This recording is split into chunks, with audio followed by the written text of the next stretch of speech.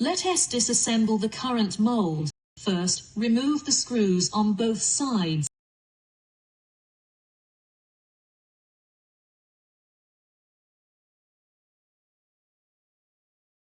Then, lift up the upper mold. Next, push the lower mold outward. After that, remove the entire upper mold. Now take the new mold of the desired size. First, locate the raised positioning part on the mold. Align it with the corresponding slot on the machine and insert it into place. Next, you will see molds labeled A and B. Insert the A mold into the bottom slot.